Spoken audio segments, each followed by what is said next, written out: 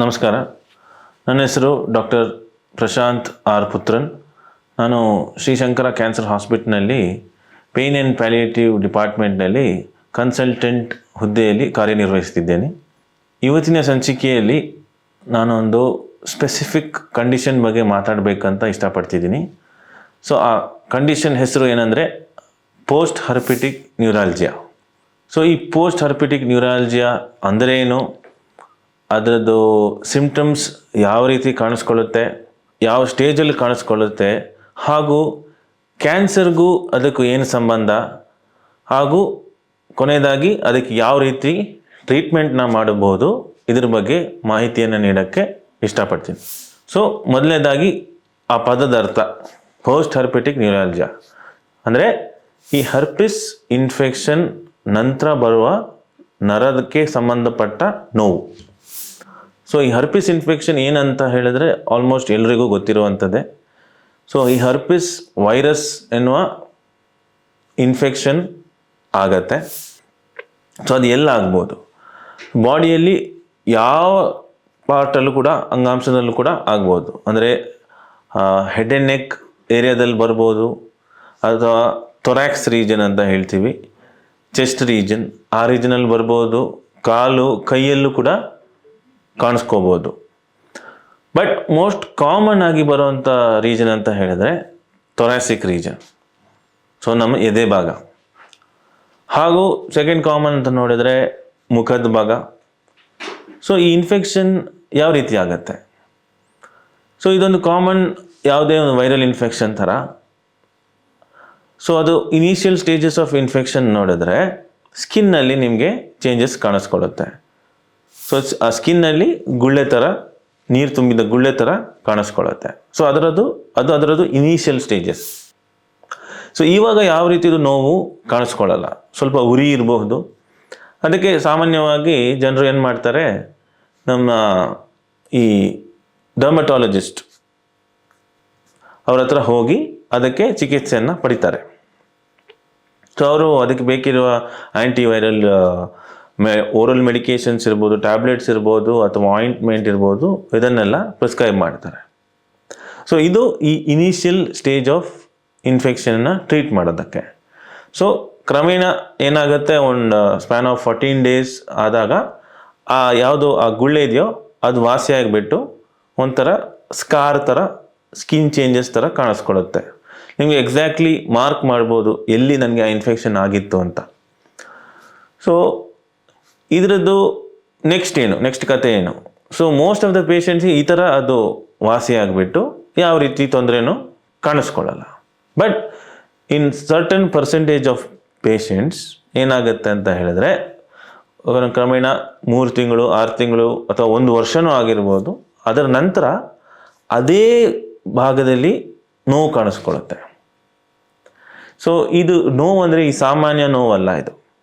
ಇದನ್ನು ಆಲ್ಮೋಸ್ಟ್ ಪೇಷಂಟ್ಗಳು ನನಗೆ ಶಾಕ್ ಥರ ನೋವು ಆಗ್ತಾ ಇದೆ ಅನ್ನೋ ಪದನ ಉಪಯೋಗಿಸ್ತಾರೆ.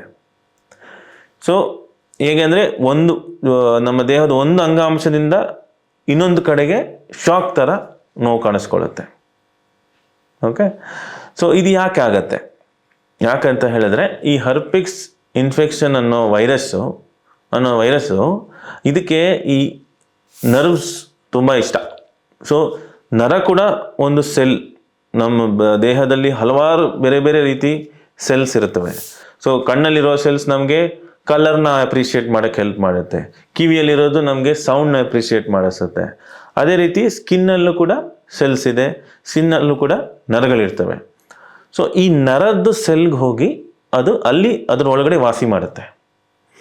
ಸೊ ಅದು ಅಲ್ಲಿಂದ ಆ ಸೆಲ್ನ ಸ್ಲೋಲಿ ಅದು ಡಿಸ್ಟ್ರಾಯ್ ಮಾಡ್ತಾ ಹೋಗುತ್ತೆ.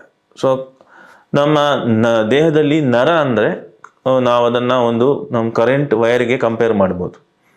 ಕರೆಂಟ್ ವೈರಲ್ಲಿ ಹೇಗಿರುತ್ತೆ ಅಂದರೆ, ಒಂದು ಇನ್ಸುಲೇಷನ್ ಇರುತ್ತೆ, ಪ್ಲಾಸ್ಟಿಕ್ ಇನ್ಸುಲೇಷನ್ ಔಟ್ಸೈಡ್, ಒಳಗಡೆ ಒಂದು ಕಾಪರ್ ವೈರ್ ಇರುತ್ತೆ. ಸೊ ನಮಗೆ ವೈರ್ನ ನಾವು ಹೇಗೆ ಮುಟ್ತೀವಿ ಅಂದರೆ, because of the plastic insulation ನಮ್ಗೆ ಅದನ್ನು ಮುಟ್ಬೋದು. ಅದೇ ರೀತಿ ದೇಹದಲ್ಲೂ ಒಂದು ನರನ ತಗೊಂಡ್ರೆ, ಒಂದು ಪೀಸ್ ನರ ತಗೊಂಡ್ರೆ ಅದರಲ್ಲೂ ಒಂದು ಕವರಿಂಗ್ ಇರುತ್ತೆ, ಮೈಲಿನ್ ಶೀತ್ ಅಂತ ಅಂತೀವಿ. ಮಧ್ಯದಲ್ಲಿ ಈ ಕಾಪರ್ ವೈರ್ ಏನಿದೆಯೋ ಅದನ್ನು ನಾವು ಅದೇ ರೀತಿ ಆಕ್ಸಾನ್ ಅಂತ ನರ್ವ್ ಫೈಬರ್ಸ್ ಇರ್ತವೆ. ಸೊ ಅದು ಮೈಲಿನ್ ಶೀತ್ ಆ ನರನ ಪ್ರೊಟೆಕ್ಟ್ ಮಾಡ್ತಾ ಇರುತ್ತೆ. ಈ ವೈರಸ್ ಹೋಗಿ ಈ ಮೈಲಿನ್ ಶೀತ್ ಸೆಲ್ಸ್ ಒಳಗಡೆ ಕೂತ್ಕೊಂಡು ಅದನ್ನು ಡಿಸ್ಟ್ರಾಯ್ ಮಾಡಿಬಿಡುತ್ತೆ. ಸೊ ನಿಮ್ಮ ಮನೆಯಲ್ಲಿ ಕೂಡ ಈಗ ಒಂದು ಇಲಿ ಬಂದುಬಿಟ್ಟು ನಿಮ್ಮ ವೈರ್ನ ಕಚ್ಚಿದ್ರೆ ಏನಾಗುತ್ತೆ, ಆ ವೈರಲ್ಲಿ ಶಾರ್ಟ್ ಸರ್ಕ್ಯೂಟ್ ಥರ ಆಗಿಬಿಡುತ್ತೆ. ಸೊ ಸೇಮ್ ಫಿನಾಮಿನಾ ಬಾಡಿಯಲ್ಲೂ ಆಗ್ತಾ ಇರುತ್ತೆ. ಸೊ ಆ ನರದ್ದು ಶೀತ್ ಎಲ್ಲೆಲ್ಲಿ ಡಿಸ್ಟ್ರಾಯ್ ಆಗಿದೆಯೋ ಅಲ್ಲಿಂದ ಇಲೆಕ್ಟ್ರಿಕಲ್ ಇಂಪಲ್ಸಸ್ ಥರ ಬರ್ತಾ ಇರುತ್ತೆ. ಅದನ್ನೇ ಪೇಷಂಟ್ಗಳು ನನಗೆ ಶಾಕ್ ರೀತಿ ಪೇಯ್ನ್ ಬರ್ತಾ ಇದೆ ಅನ್ನೋದು. ಇದನ್ನೇ ನಾವು ಆಂಗ್ಲ ಪದದಲ್ಲಿ ಮೆಡಿಕಲ್ ಟರ್ಮ್ಸ್ನಲ್ಲಿ ನ್ಯೂರಾಲ್ಜಿಯಾ ಅಂತ ಅನ್ನೋದು. ಸೊ ಈ ನ್ಯೂರಾಲ್ಜಿಯಾ ಬಂದಿರೋದು ಹರ್ಪಿಸ್ ಇನ್ಫೆಕ್ಷನ್ ಆದಮೇಲೆ, ಅದಕ್ಕೆ ಇದ್ರದ್ದು ಹೆಸರು ಪೋಸ್ಟ್ ಹರ್ಪಿಟಿಕ್ ನ್ಯೂರಾಲ್ಜಿಯಾ ಅಂತ. ಓಕೆ, ಸೊ ನಾನು ಹೇಳಿದೆ ಕಾಮನ್ ಆಗಿ ನಾವು ಇದನ್ನು ಥೊರಾಸಿಕ್ ರೀಜನ್, ಚೆಸ್ಟ್ ರೀಜನಲ್ಲಿ ಕಾಣಿಸ್ಕೊಳ್ತೀವಿ, ಹಾಗೂ ಫೇಸಲ್ಲೂ ಕೂಡ ಬರ್ಬೋದು. ಸೊ ನಾನು ಮೊದಲದಾಗಿ ಒಂದು ಮಾತಂದೆ, ಇದು ಕ್ಯಾನ್ಸರ್ಗೂ ಇದಕ್ಕೂ ಏನು ಸಂಬಂಧ ಅಂತ. ಒಂದು ವೆರಿ ಇಂಪಾರ್ಟೆಂಟ್ ರಿಲೇಷನ್ ಇದೆ. ಯಾಕೆಂದರೆ ಕ್ಯಾನ್ಸರಲ್ಲಿ ಬೇರೆ ಬೇರೆ ರೀತಿ ಟ್ರೀಟ್ಮೆಂಟ್ ಪೇಷಂಟ್ ಪಡ್ಕೋತಾ ಇರ್ತಾರೆ, ಕೀಮೋಥೆರಪಿ, ರೇಡಿಯೋಥೆರಪಿ ಎಲ್ಲ. ಅದಲ್ಲದೆ ಓವರ್ ಆಲ್ ಈ ಕ್ಯಾನ್ಸರ್ ಪೇಷಂಟ್ಸ್ದು ಇಮ್ಯುನಿಟಿ ತುಂಬ ಕಡಿಮೆ ಇರುತ್ತೆ. ಅದರ ಅರ್ಥ ಏನು, they are prone for infections. ಅವರಿಗೆ ಇನ್ಫೆಕ್ಷನ್ಸ್ ಆಗೋ ಸಾಧ್ಯತೆಗಳು ಜಾಸ್ತಿ. ಸೊ ಇನ್ಫೆಕ್ಷನ್ಸಲ್ಲಿ ವೈರಲ್ ಇನ್ಫೆಕ್ಷನ್ಸ್ ಕೂಡ ಆಗುವ ಸಾಧ್ಯತೆಗಳು ಜಾಸ್ತಿ. ಸೊ ಇದರಲ್ಲಿ ಒಂದು ಇನ್ಫೆಕ್ಷನ್ ಅಂದರೆ ಹರ್ಪಿಸ್ ಇನ್ಫೆಕ್ಷನ್. ಸೊ ನಾವು even in cancer patients who are being treated, ಅವರಿಗೆ ಯಾರಿಗೆ ಈ ರೀತಿ ಬೇರೆ ರೀತಿ ಟ್ರೀಟ್ಮೆಂಟ್ ನಡೀತಾ ಇದೆ, ಅದರಲ್ಲೂ ನಾವು ಈ ಥರ ಇನ್ಫೆಕ್ಷನ್ಸ್ನ ನಾವು ನೋಡ್ತೀವಿ. ಸೊ ಅವ್ರ ಹತ್ರ ಕೇಳಿದರೆ ಯಾವಾಗೋ ಟ್ರೀಟ್ಮೆಂಟ್ ತೊಗೊಂಡಿರ್ತಾರೆ, ಬಟ್ ಇವಾಗ ಅವರಿಗೆ ಪೇಯ್ನ್ ಬರ್ತಾ ಇರುತ್ತೆ. ಯಾವ ಪೇಯ್ನ್? ನರದ ರಿಲೇಟೆಡ್ ಪೇಯ್ನ್ ಆ್ಯಂಡ್ ಸ್ಪೆಸಿಫಿಕ್ ಒಂದೊಂದು ಪಾರ್ಟ್ನಲ್ಲಿ. ಸೊ ಅವ್ರ ಹತ್ರ ಕೇಳಿದಾಗ ಹೌದು, ಪ್ರೀವಿಯಸ್ಲಿ ನನಗೆ ಅದೇ ಜಾಗದಲ್ಲಿ ಹರ್ಪಿಸ್ ಇನ್ಫೆಕ್ಷನ್ ಆಗಿತ್ತು ಅನ್ನೋ ಮಾಹಿತಿಯನ್ನು ಅವ್ರು ನೀಡ್ತಾರೆ. So it's very common to see in cancer patients as well, also in regular ಪಾಪ್ಯುಲೇಷನಲ್ಲೂ ಕೂಡ ನಾವು ಇದನ್ನು ನೋಡ್ತೀವಿ. ಸೊ ಇದ್ರ ಬಗ್ಗೆ ಯಾಕೆ ಇಷ್ಟೊಂದು ಮಾಹಿತಿ ನೀಡಬೇಕಂದ್ರೆ, ಇದೊಂದು ಪೇಯ್ನ್ ಒಂಥರ ಸಿವಿಯರ್ ಪೇಯ್ನ್. ಇದು ಸಾಮಾನ್ಯವಾಗಿ ಯೂಸ್ ಮಾಡುವಂಥ ಪೇಯ್ನ್ ಕಿಲ್ಲರ್ಸ್ ಟ್ಯಾಬ್ಲೆಟ್ಸಲ್ಲಿ ಇದು ಕಡಿಮೆ ಆಗೋದಿಲ್ಲ. ಯಾಕಂದರೆ ಇದು ನರದಿಂದ ಬರ್ತಾ ಇರೋ ಪೇಯ್ನ್. ಸೊ ನರಕ್ಕೆ ಸಂಬಂಧಪಟ್ಟ ಪೇಯ್ನಿಗೆ ಸಂಬಂಧಪಟ್ಟ ಮೆಡಿಕೇಷನ್ಸ್ನ ನಾವು ಬಳಸಬೇಕು. ಅದರಲ್ಲೂ ಎಷ್ಟೊಂದು 20 to 30% ಆಫ್ ದ ಪಾಪ್ಯುಲೇಷನ್ಗೆ ಅದು ಸಾಲಲ್ಲ. ಯಾಕೆ ಸಾಲಲ್ಲ ಅಂದರೆ, ಈ ನರದಿಂದ ಬರೋ ಪೇಯ್ನು ತುಂಬ ಸಿವಿಯರ್ ಪೇಯ್ನ್, ಅಷ್ಟು ಈಸಿಯಾಗಿ ಅದನ್ನು ಕಂಟ್ರೋಲ್ ಮಾಡೋಕ್ಕೆ ಆಗೋದಿಲ್ಲ. ಸೊ ವಾಟ್ ನೆಕ್ಸ್ಟ್, ಏನು ಮಾಡ್ಬೋದು ಇದಕ್ಕೆ? ಸೊ ಅದಕ್ಕೆ ನಮ್ಮಂತಹ ಪೇಯ್ನ್ ಫಿಸಿಷಿಯನ್ಸ್ ನಾವು ಏನು ಅಡ್ವೈಸ್ ಮಾಡ್ತೀವಿ ಅಂತ ಹೇಳಿದರೆ, ಫಸ್ಟ್ ಆಫ್ ಆಲ್ ಈ ಥರ ಹಿಸ್ಟ್ರಿ ತೊಗೊಂಡು ಯಾಕಾಯಿತು, ಏನಾಯಿತು, ಹೇಗೆ ಆಯಿತು ಅಂತ ತಿಳಿದ ಮೇಲೆ, ನಿಮ್ಮ ಬಾಡಿನ ಎಕ್ಸಾಮಿನ್ ಮಾಡಿದ ಮೇಲೆ, ಅಲ್ಲಿ ಯಾವ ಲೆವೆಲಲ್ಲಿ ಯಾವ್ಯಾವ ನರಗಳು ಎಫೆಕ್ಟ್ ಆಗಿದೆಯೋ ಅದನ್ನು ಕಂಡುಹಿಡಿದ ಮೇಲೆ ನಾವು ಡಯಾಗ್ನಾಸ್ಟಿಕ್ ಇಂಜೆಕ್ಷನ್ಸ್ನ ನಾವು ಸಜೆಸ್ಟ್ ಮಾಡ್ತೀವಿ. ಸೊ ಈ ಡಯಾಗ್ನಾಸ್ಟಿಕ್ ಇಂಜೆಕ್ಷನ್ಸ್ ಮೊದಲಿನ ಸಂಚಿಕೆಯಲ್ಲಿ ನೀವು ಕೇಳಿರ್ಬೋದು ನಾನು ಹೇಳೋದು. ಡಯಾಗ್ನಾಸ್ಟಿಕ್ ಇಂಜೆಕ್ಷನ್ಸ್ ಅಂದರೆ, ನಾವು ಇಂಜೆಕ್ಷನ್ ಕೊಟ್ಟು ನೋವು ಕಡಿಮೆ ಆದರೆ ನಮಗೆ ಅದು ಗ್ಯಾರಂಟಿ, ಅದು ನರದಿಂದಲೇ ಈ ನೋವು ಬರ್ತಾ ಇದೆ ಅನ್ನೋದು. ಸೊ ಒಂದು ಫಿಸಿಷಿಯನ್ಗೆ ಸ್ಟೆಥೋಸ್ಕೋಪ್ ಹೇಗೆ ಇಂಪಾರ್ಟೆಂಟು, ಒಂದು ಪೇಯ್ನ್ ಫಿಸಿಷಿಯನ್ಗೆ ಈ ಡಯಾಗ್ನಾಸ್ಟಿಕ್ ಇಂಜೆಕ್ಷನ್ಸ್ ತುಂಬ ಇನ್ಫಾರ್ಮೇಷನ್ನ ಕೊಡುತ್ತೆ. ಓಕೆ, ಸೊ ಆ ರೀತಿ ಮಲ್ಟಿಪಲ್ ಲೆವೆಲ್ಸ್ ಇನ್ವಾಲ್ವ್ಮೆಂಟ್ ಇದ್ದರೆ ನಾವು ಡರ್ಮಟೋಮ್ ಅಂತ ಅಂತೀವಿ. ಡರ್ಮಟೋಮ್ ಅಂದರೆ ಚರ್ಮದ್ದು ಯಾವ ಭಾಗ ಒಂದೇ ನರದಿಂದ ಸಪ್ಲೈ ಆಗಿರುತ್ತೆ ಅದನ್ನು ಒಂದು ಸಿಂಗಲ್ ಡರ್ಮಟೋಮ್ ಅಂತ ಅಂತೀವಿ. ಸೊ ಎದೆ ಭಾಗದಲ್ಲಿ ಅದು ಕ್ಲಾಸಿಕ್ ಆಗಿ ಕಾಣಿಸ್ಕೊಳ್ಳುತ್ತೆ.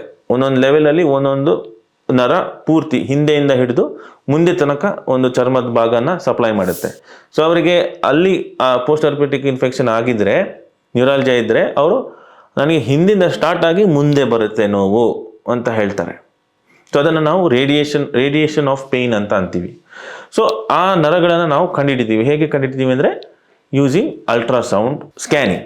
ಸೊ ಈ ಅಲ್ಟ್ರಾಸೌಂಡ್ ಅನ್ನೋದು ತುಂಬ ಇಂಪಾರ್ಟೆಂಟ್ ಟೂಲ್ ನಮಗೆ. ಸೊ ಅದರಲ್ಲಿ ನಾವು ಆ ನರಗಳನ್ನು ವಿಜುವಲೈಸ್ ಮಾಡ್ಬೋದು. ವಿಜುವಲೈಸ್ ಮಾಡಿ ಪ್ರಿಸೈಸ್ ನೀಡಲ್ ಇಂಜೆಕ್ಷನ್ಸ್ನ ನೀಡಬಹುದು. ಸೊ ಆವಾಗ ಏನಾಗುತ್ತೆ, ಅದರಲ್ಲಿ ನಾವು ಲೋಕಲ್ ಎನೆಸ್ಥೆಟಿಕ್ಸ್ ಅಂತ ಮೆಡಿಕೇಷನ್ಸ್ನ ಯೂಸ್ ಮಾಡ್ತೀವಿ. ದೇ ವೆರಿ ಸೇಫ್ ಬಿಕಾಸ್ ನೀವು it is given under guidance. So ಅದನ್ನು ಕೊಟ್ಟಾಗ ಆಟೋಮ್ಯಾಟಿಕಲಿ ಆ ನರ ನಂಬಾಗೋಗುತ್ತೆ, ಪೇಯ್ನ್ ಕಡಿಮೆ ಆಗುತ್ತೆ. ಸೊ ನಾವು we know the culprit is because of the damage to this nerves. So ಇದಾದಮೇಲೆ ಏನು ಮಾಡ್ಬೋದು ಅಂದರೆ almost like a near permanent solution ಅಂದರೆ radio frequency ablation of these nerves. So ಇದರಲ್ಲಿ ಏನು ಮಾಡ್ತೀವಿ, ಇದಕ್ಕೊಂದು ಸ್ಪೆಷಲೈಸ್ ನೀಡಲ್ಸ್ ಎಲ್ಲ ಇರುತ್ತೆ. ಸೇಮ್ ಲೋಕಲ್ ಎನೆಸ್ಥೀಸಿಯಾದಲ್ಲೇ ಯಾವ ರೀತಿಯ ಜನರಲ್ ಎನೆಸ್ಥೀಸಿಯಾ ಬೇಕಾಗಿರೋದಿಲ್ಲ. Patient will be awake. So ನಾವಿಗೆ ಸ್ಕ್ಯಾನ್ ಮಾಡಿ ನಾವು ಆ ಪಾಯಿಂಟ್ಸ್ನ ಮಾರ್ಕ್ ಮಾಡ್ತೀವಿ, ಎಲ್ಲೆಲ್ಲಿ ಯಾವ್ಯಾವ ನರ ಇನ್ವಾಲ್ವ್ ಆಗಿದೆ. ಸೊ ಎಲ್ಲಿ ನಾವು ಪ್ರಿಕ್ ಮಾಡ್ತೀವೋ ಆ ಸ್ಕಿನ್ಗೆ, ಆ ಪಾಯಿಂಟಿಗೆ ನಾವು ಲೋಕಲ್ ಎನೆಸ್ಥೀಸಿಯಾನ ಕೊಡ್ತೀವಿ. ಸೊ ಫರ್ದರ್ ಆ ಸ್ಪೆಷಲೈಸ್ಡ್ ನೀಡಲ್ ಹಾಕಬೇಕಾದ್ರೆ ಯಾವ ರೀತಿಯೂ ನೋವು ಇರೋದಿಲ್ಲ. ಮತ್ತು ಆ ಪಾಯಿಂಟ್, ಆ ನರದ ಹತ್ರ ಹೋಗಿ ನಾವು ಅದನ್ನು ಸ್ಟಿಮ್ಯುಲೇಟ್ ಮಾಡ್ತೀವಿ, ಅದಕ್ಕೊಂದು ಸ್ಮಾಲ್ ಡೋಸ್ ಆಫ್ ಕರೆಂಟ್ ಕೊಡ್ತೀವಿ. ಆವಾಗ ಪೇಷಂಟ್ ಹೇಳ್ತಾರೆ, ಹೌದು ನನಗೆ ಎಲ್ಲಿ ನೋವಿತ್ತು ಅಲ್ಲೇ ನನಗೆ ನೋವು ಈಗ ಒಂಥರ ಶಾಕ್ ಲೈಕ್ ಸೆನ್ಸೇಷನ್ ಬರ್ತಾ ಇದೆ ಅನ್ನೋದು. So that is another confirmation that we are at a right place ಅನ್ನು. ಸೊ ಅದೇ ರೀತಿ ಮಲ್ಟಿಪಲ್ ಲೆವೆಲ್ಸಲ್ಲಿ ನರದ ಹತ್ರ ಹೋಗಿ ಅದನ್ನು ಫಸ್ಟ್ ಸ್ಟಿಮ್ಯುಲೇಟ್ ಮಾಡಿ ನಾವು ಮತ್ತೆ ಅದಕ್ಕೆ ಹೀಟ್ ವೇವ್ಸ್ ಕೊಟ್ಟು ಅದರಿಂದ ಬರುವ ಪೇಯ್ನ್ ಸಿಗ್ನಲ್ಸ್ನ ನಾವು ಸ್ಟಾಪ್ ಮಾಡಿಬಿಡ್ತೀವಿ. ಸೊ ಇದರದ್ದು ಇಫೆಕ್ಟ್ ಕೆಲವೊಮ್ಮೆ ಇಮಿಡಿಯೇಟ್ಲಿ ಇರುತ್ತೆ, ಕೆಲವರಿಗೆ ಆಲ್ಮೋಸ್ಟ್ 2 to 3 ವೀಕ್ಸಲ್ಲಿ ಇದರದ್ದು ಇಫೆಕ್ಟ್ ಕಾಣಿಸ್ಕೊಳ್ಳುತ್ತೆ. ಸೊ ಇದು ಮಾಡ್ತಾ ಇರಬೇಕಾದ್ರೆ ಅವ್ರು ಯಾವ ರೀತಿ ಬೇರೆ ಟ್ರೀಟ್ಮೆಂಟ್ನ ನಿಲ್ಲಿಸಬೇಕಾಗಿಲ್ಲ. ಅವರಿಗೆ ಕನ್ಕರೆಂಟ್ ಕೀಮೊಥೆರಪಿನ ರೇಡಿಯೇಷನ್ ಏನೋ ನಡೀತಾ ಇದ್ರೂ ಅವರು ಕಂಟಿನ್ಯೂ ಮಾಡಬಹುದು. ಅದರ ಜೊತೆಯಲ್ಲಿ ಇದೊಂದು ಪೇಯ್ನ್ಗೆ, ಇಂಥ ಸಿವಿಯರ್ ಪೇಯ್ನಿಗೆ ಮಾಡುವಂಥ ಒಂದು ಪ್ರೊಸೀಜರ್. ಸೊ ಇದರ ಜೊತೆಯಲ್ಲಿ ನಾವು ಮೆಡಿಕೇಷನ್ಸ್ನ ಕೂಡ ಕಂಟಿನ್ಯೂ ಮಾಡ್ತೀವಿ. ಯಾಕಂತ ಹೇಳಿದ್ರೆ ಇದರದ್ದು ಇಫೆಕ್ಟ್ ಬರಬೇಕಾದ್ರೆ 3 ವೀಕ್ಸ್ ಆಗುತ್ತೆ. ಸೊ ಆ ಟೈಮಲ್ಲಿ ಒಂದು ಬ್ರಿಡ್ಜಿಂಗ್ ಥೆರಪಿ ಥರ ಕೊಡೋಕ್ಕೆ ನಾವು ಅದಕ್ಕೆ ಮೆಡಿಕೇಷನ್ಸ್ನ ನಾವು ಕಂಟಿನ್ಯೂ ಮಾಡ್ತೀವಿ. ಪೇಷಂಟ್ನ ಫಾಲೋಅಪಲ್ಲಿ ಇಟ್ಕೋತೀವಿ. ಫಾಲೋಅಪಲ್ಲಿ ಬಂದಾಗ ಪೇಯ್ನ್ ಹೇಗಿದೆ, ಎಷ್ಟು ಮಟ್ಟಿಗೆ ನಿಯಂತ್ರಣ ಆಗಿದೆ, ಅದನ್ನೆಲ್ಲ ವಿಚಾರನ ತಿಳ್ಕೊಂಡು ಬೇಕಿರೋ ಮೆಡಿಕೇಷನ್ಸ್ ನಾವು ಕಂಟಿನ್ಯೂ ಮಾಡ್ತೀವಿ. ಸ್ಲೋಲಿ ಅದನ್ನು ಟೇಪರ್ ಮಾಡ್ಕೊಂಡು ಹೋಗ್ತೀವಿ. So this is a complete information about post orthopaedic neuralgia and its treatment. So ನಿಮ್ಮ ಸುತ್ತಮುತ್ತ ಯಾರಿಗಾದರೂ ಈ ಥರ ಒಂದು ಕಂಡೀಷನ್ ಇದೆ, ಅದಕ್ಕೆ ಏನು ಮಾಡಬೇಕು ಅಂತ ಅವರಿಗೆ ಯಾವುದೇ ಒಂದು ಇನ್ಫಾರ್ಮೇಷನ್ ಇಲ್ಲದೆ ಹೋದರೆ ದಯವಿಟ್ಟು ಇಂಥವರಿಗೆ ತಿಳಿಸಿ. ಹಾಗೂ ಇದರ ಚಿಕಿತ್ಸೆ ಪಡಿಬೇಕಾದ್ರೆ ದಯವಿಟ್ಟು ಶ್ರೀ ಶಂಕರ ಕ್ಯಾನ್ಸರ್ ಹಾಸ್ಪಿಟಲ್ ಅಲ್ಲಿ ನಮ್ಮ ಪೇಯ್ನ್ ಆ್ಯಂಡ್ ಪ್ಯಾಲಿಯೇಟಿವ್ ಡಿಪಾರ್ಟ್ಮೆಂಟಲ್ಲಿ ನಮ್ಮನ್ನು ಬಂದು ಭೇಟಿ ಆಗ್ಬೋದು. ನಮಸ್ತೆ.